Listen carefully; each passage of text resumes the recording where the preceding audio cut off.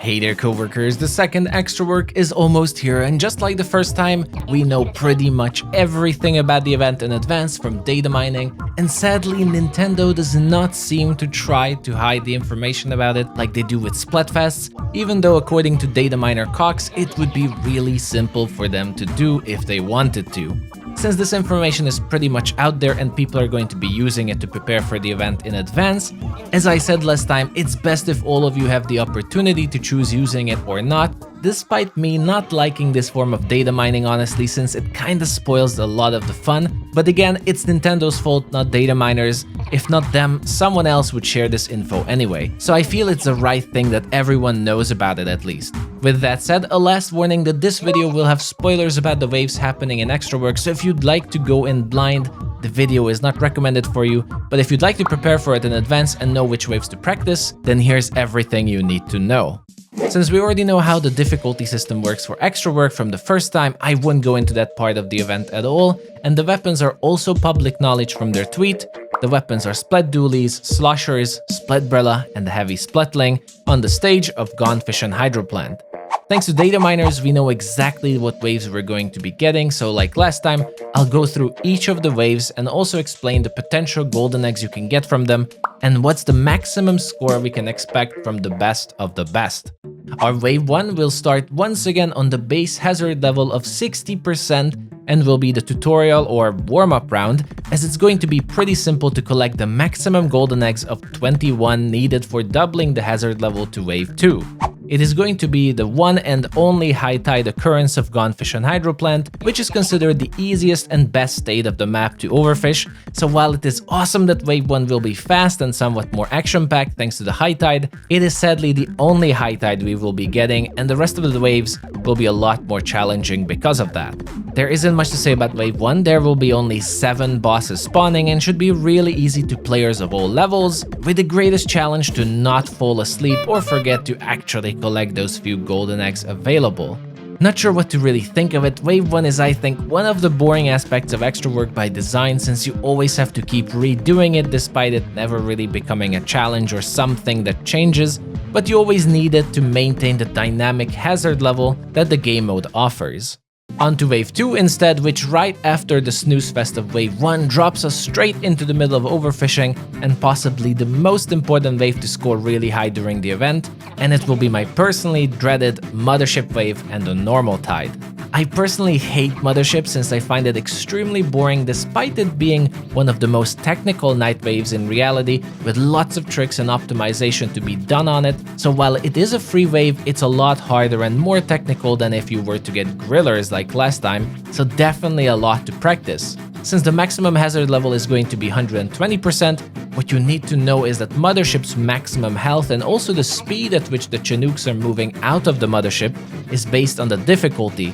which means because of the low hazard level, this wave won't be as cracked as you normally see during big runs or normal overfishing sessions, since it will be relatively slower. Regardless, it's still going to be the highest scoring wave, and I asked top overfisher Reiko for his first impressions. He expects Mothership wave to still be at least above 85 golden eggs, and my personal guess is that it might even go up into the 100 score if people figure out how to optimize it to its maximum. Remember that Mothership wave has several strategies to use specials on it, and since one of those specials is the confirmed crab tank, it specifically has a technique to shoot a ridiculous amount of eggs off the Mothership, just like it was shown during big runs by a lot of Japanese tweets. But also, I have a video guide available on how to exploit the Mothership while it's gathering off the basket to gain even more golden eggs, and the Heavy Splatling does have the weapon range to do this trick, or even the crab, so I recommend looking into that video to learn the tech, but no promises if that's going to be the optimal strat. The most basic strategy is going to be good positioning of the team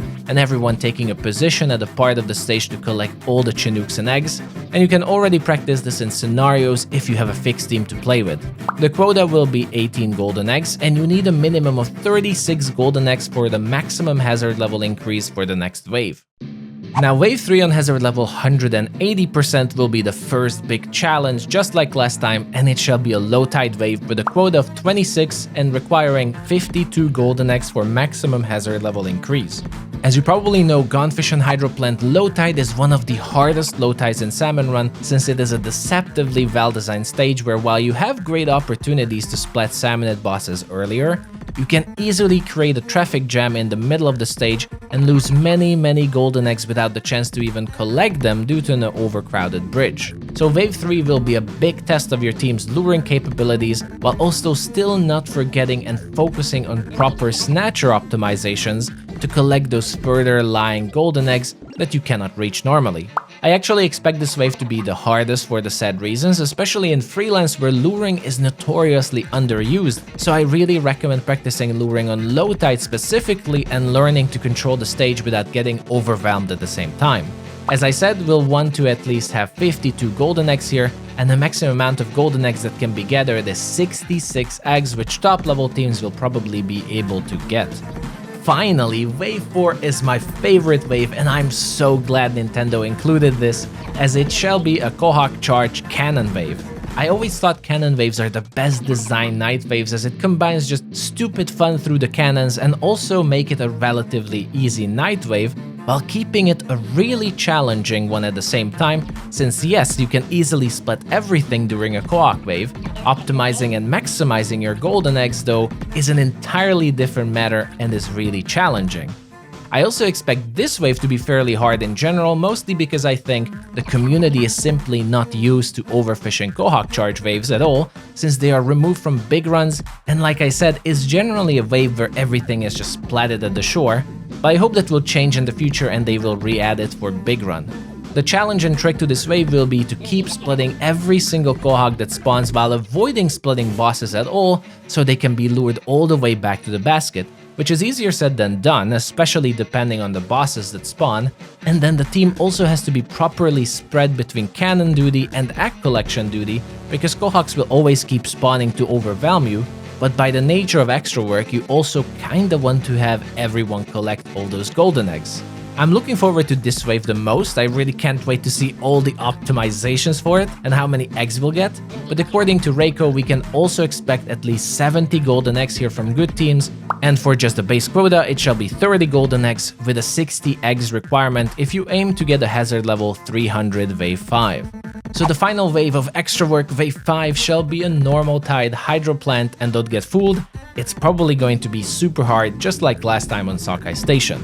The base quota will be 32 golden eggs, and if last Eggstra Work is a good example, the maximum golden eggs you can gather here will be around 93 golden eggs, and from the top teams we can definitely expect 80 plus eggs here again. While by design Gunfish on Hydroplant is relatively easy thanks to its walls allowing for easy splats on the shores and a lot of safe positions to not get splatted, the main problem is going to be egg collection here, as even though the hazard level will be really high and will offer a good challenge, getting all the eggs into the basket will be much harder than just surviving. I expect lots of ranged and shore bosses for this wave, especially big shots like last time, to maximize the danger to overfishers, and once most teams have figured out their strategies for the night waves, it's going to be this wave and Wave 3 where most of the optimizations will happen, as these are the two waves where skill matters the most, not just using the right techniques and strategies. Now remember that while the maximum hazard available here is 300 and it will have the most eggs, I already said in another video that the highest hazard is not always the best solution to scoring high or to overfish, and sometimes it can be better to stay on a lower hazard level that you can handle better. So potentially, failing Wave 4 on purpose to only get 270% as a strat is more than viable here. With all the waves shown and discussed, it's time for a quick math session, so let's see what we can expect from this Eggstra Work. I'll be using the maximum hazard levels possible as examples, so with that said, Wave 1 shall be 21 golden eggs, Wave 2 has a theoretical maximum of 120 golden eggs, Wave 3 is 66 maximum, Wave 4 is 81 golden eggs, and Wave 5 will have a 93 golden eggs cap. All of this combined should be 381 golden eggs as an approximate theoretical maximum that you can get, but if we look at more realistic results for Mothership Wave and Wave 5, then top teams will likely be around 340 to 350 golden eggs, so I think it will be higher than last time, since Mothership Wave and Quahog Charge possibly has better yield than the combo we had last Eggstra Work. Now for the scoreboard for the top 5, 20, and 50% rewards, it's hard to say, but they were 203, 169, and 123 golden eggs before. These scores will be probably higher this time around since the huge drop in population and just Eggstra Work not being as popular as Big Run. I expect them to climb by around 15 to 20 eggs even, despite the fact that it will have a freelance option. And remember that the waves and the map are also better now. But as much as we can speculate, we won't know until the very end. But those are the 5 waves of the second Eggstra Work event happening on the 1st of July. It's looking to be a lot more fun than the first event was, so I'm personally very much looking forward to it. But do let me know if you're hyped for this event or not in the comment section below. I will be preparing weapons and map guides leading up to Eggstra Work, so if you're interested in that topic, subscribe to stay tuned, and I'll also be as active with uploads as possible during the event. This is your best chance to find a team too if you want to take Eggstra Work seriously, so I recommend joining our Discord server in advance to prepare, for which the link is in the description of this video. Thank you so much for watching, everyone. Hope this video was useful. Good luck in your preparations, and I'll see you the next time.